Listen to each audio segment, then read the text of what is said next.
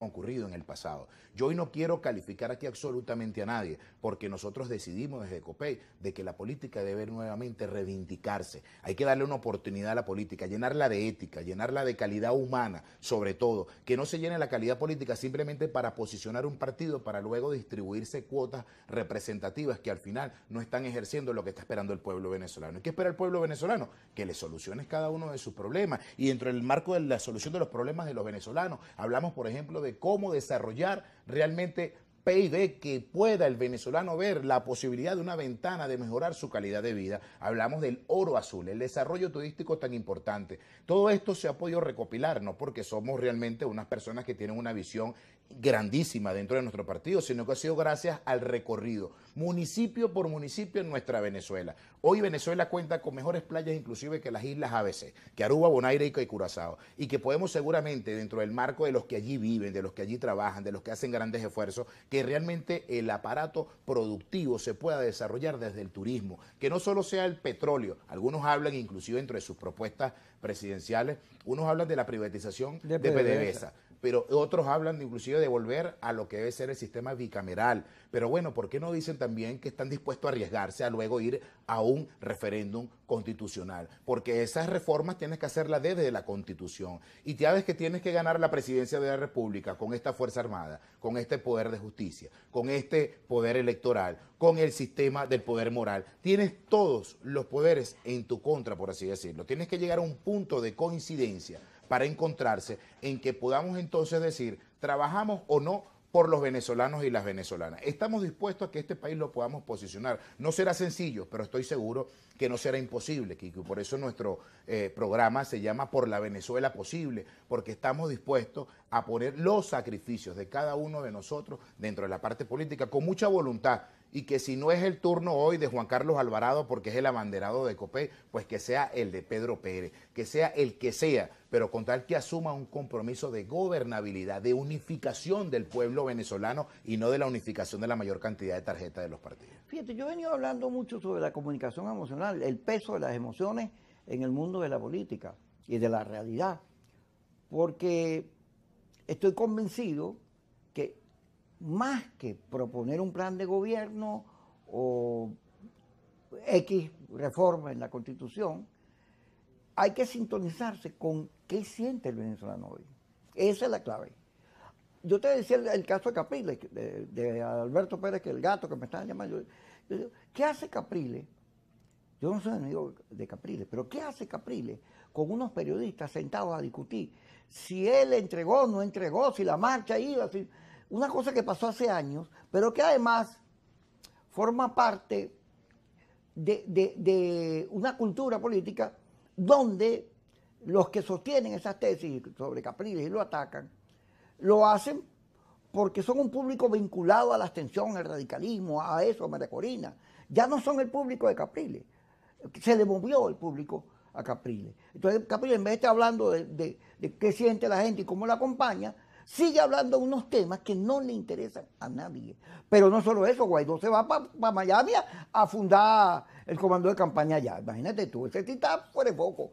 Y así tú vas viendo expresiones, oye, de un fuera de foco extraordinario. En cambio, el gobierno, que sabe que también tiene el agua al cuello, intenta con cada rato, fíjate, escondieron los ojitos de Chávez, cambiaron de color, empezaron a hablar de mercado, tiran este diente, y tienes que explicarle unas cosas a la gente que eso no me lo vas a tapar con la unidad, porque la izquierda en los años 60, 70, 80, 90, hasta que llegó Chávez, vivía también en la unidad de la izquierda, pero vivían matándose. No, la unidad, como la quiere la primaria, y lo pues eso no sirve. Es la unidad de los fracasados, de los que no corrían en la política, de los que se quedaron ajenos a la gente. Eso no es la solución. La solución es ver a la gente.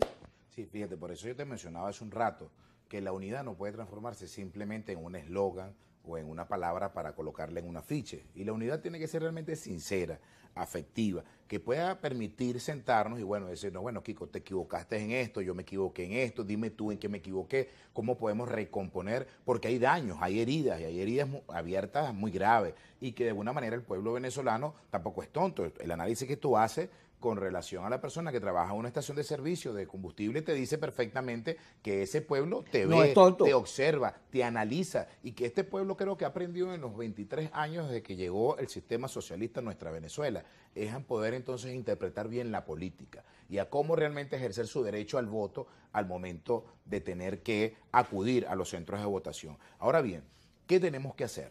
Creo que nosotros no tenemos la bolita mágica para descubrirlo a la perfección, pero hay que empezar a dar los primeros pasos. Y esos primeros pasos, mientras que se sigue realmente alimentando de algún sector de la oposición esa confrontación, esa manera de cómo golpear el uno al otro para ver a quién descalifica y a ver quién es el campeón de la descalificación, quién es el campeón realmente de esa primaria de la vanidad y no la primaria de la unidad. Y es lamentable tener que escuchar a veces líderes o lideresas donde realmente llegan al punto de la descalificación y no de la proposición. A los que yo siempre he dicho que a los que proponen revolución y a los que proponen transición, nosotros les proponemos transformación. Y la transformación es fundamental dentro del esquema inclusivo hasta de cómo nosotros retomamos nuevamente esos valores hacia el ser humano. El respeto a la dignidad humana es fundamental hoy en día en nuestra Venezuela, cuando tenemos personas que están inclusive padeciendo, pues cómo poder alimentar a su familia. Personas que están alimentando sus cuadros familiares hasta una vez al día, Kiko, y eso es una realidad cuando recorres el país. Ahora, ¿qué va a hacer realmente la clase política? ¿Está dispuesto a asumir los errores? No solamente pararse en una cámara y decir, cómo nos equivocamos, y realmente el perdón no es en el ejercicio. Tú mencionabas hace rato a un líder importante, como es el caso de Enrique Capriles, persona que respeto y admiro, además porque le tocó desde muy joven asumir en ese momento determinado pues una conducción pues significativa. Hablabas del año 98. Yo en el año 98 tenía 17 años, no tuve la oportunidad de ir a votar para ese momento. Copey respaldaba a Irene Sáenz como una lideresa política independiente que estaba en un momento determinado en las encuestas en lo más alto y de repente se desinfló llegando al proceso electoral.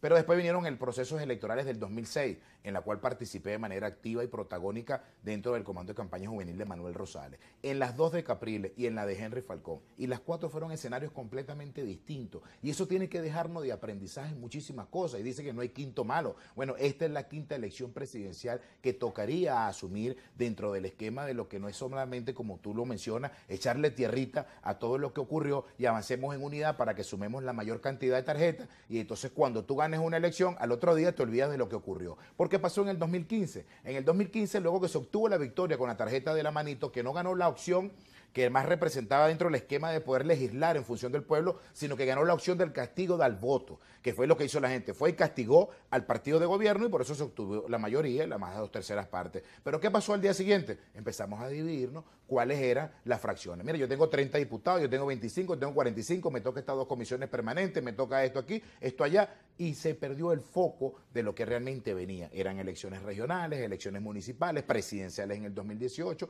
pero repito, quitemos entonces realmente el retrovisor y estamos dispuestos a avanzar. Desde Copey estamos dispuestos a avanzar para construir con Enrique Capriles, con las personas que realmente estén ganados a la idea de que nos encontremos para poder realmente buscar soluciones, que respetemos a las diferencias que podamos tener, los que estamos dentro de la Alianza Democrática como los que están dentro de la plataforma unitaria, pero también hay que reconocer un sector que no forma parte ni de la Alianza ni de la plataforma, que son los que yo he denominado los no alineados, que son respetables, que tienen opciones, que tienen liderazgos genuinos en municipios y en estados, que hay que tomarlos en cuenta, que vienen emergiendo y que estoy seguro que son los que pueden ayudar entonces a equilibrar la balanza para que la política se pueda llenar de ética y tengamos una opción preferencial por los más desposeídos. ¿Qué opinas tú de lo de esta reunión? Estuvo aquí Leiva el fin de semana, reunión con Maduro, y Petro acaba de declarar que el fin de la reunión, con la convocatoria a distintos factores que gobiernan en América Latina, es acabar con las sanciones.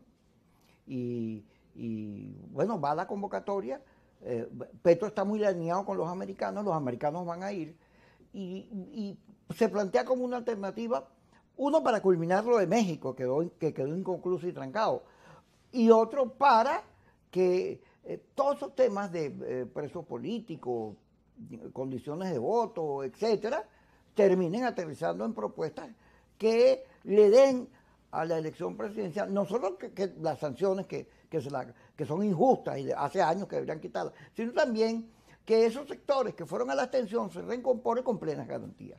Mira, la geopolítica actualmente está bastante movida, muy dinámica, pero está girando mucho en torno a Venezuela. Date cuenta también que está llegando Lavrov también aquí a representar a Rusia en un encuentro pues bastante importante de manera binacional, pero además de eso tienes a Petro en China, a Lula en China. A Lula en China. Y entonces cuando empiezas a ver que este equipo de una manera de gobiernos progresistas que están llamando a ese encuentro y a la paz mundial para lograr la estabilización de alguna manera de la región, pues sin duda cuando consigues una respuesta de parte del gobierno de los Estados Unidos en asistir, por ejemplo, a Bogotá para la búsqueda de este diálogo, cosa además que el diálogo de México yo creo que desde hace mucho debió haberse cerrado porque no arrojó los resultados que realmente esperaba el pueblo venezolano. El pueblo venezolano no estaba esperando en el diálogo de México soluciones en materia de inhabilitaciones y de habilitaciones políticas y personales partidistas. La gente estaba esperando soluciones a los problemas, como fue el caso de la firma del 25. Bien, los que han salido muy mal son los europeos, que casi 9 gobiernos han caído,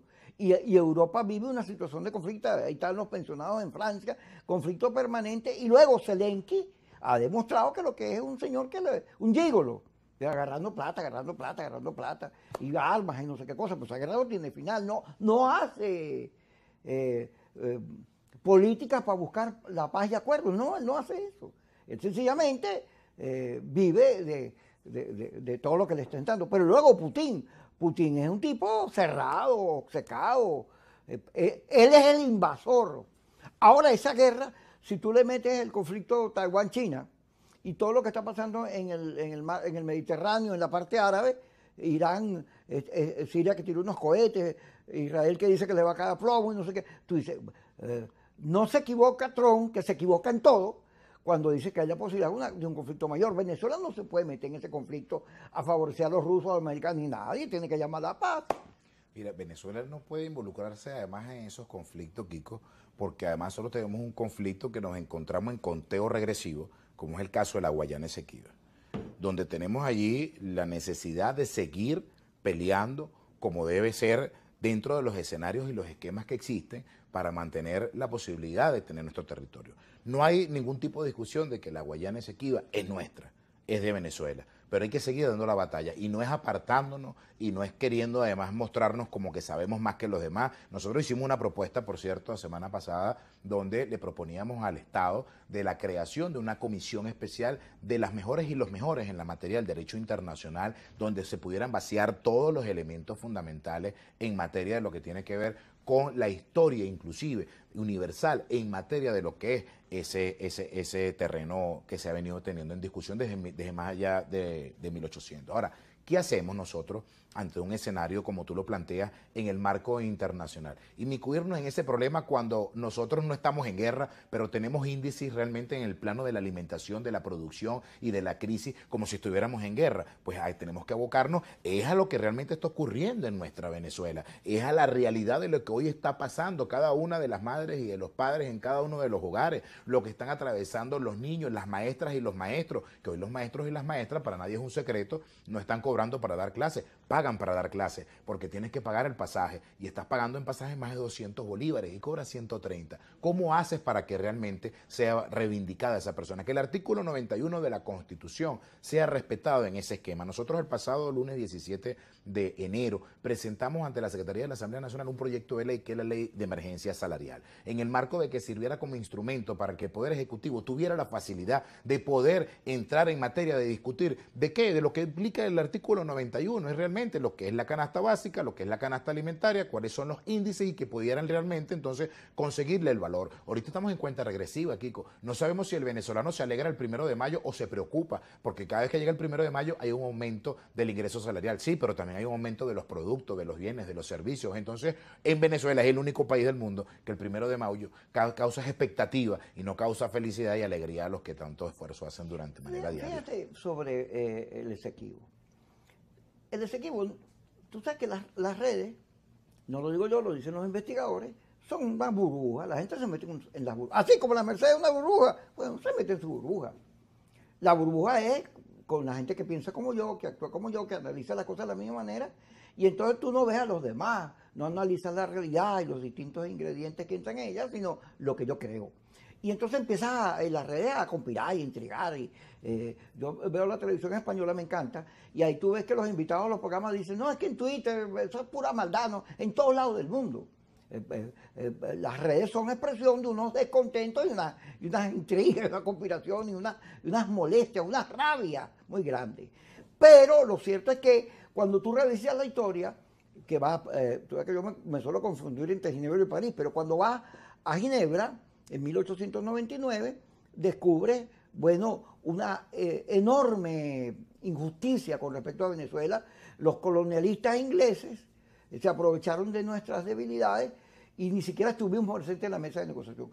Pero luego vas a París, cuando se reconoce que Venezuela tiene derechos sobre la Guayana, y nos quedamos pegados en que se reconociera los acuerdos de París, y nos quedamos pegados ahí, y resulta que Guyana no se quedó pegado ahí, se quedó en que ese es su territorio, hizo política, cosas, fue ganando ese espacio, ya no el Reino Unido sino ellos, y nosotros no hicimos eso, nos queda por las debilidades internas, Caldera, Pérez, todos fueron posponiendo el tema, y culpar a alguien de eso no tiene sentido.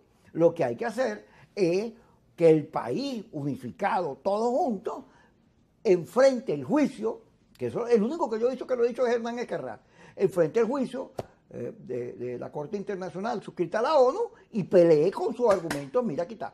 Y si se pierde eso se sigue y ya está, aun cuando esas sean decisiones casi que definitivas, porque eso es una injusticia y tú no puedes renunciar a tu territorio. Pero en vez de estar haciendo eso, estamos otra vez en las burbujas, en la guerra.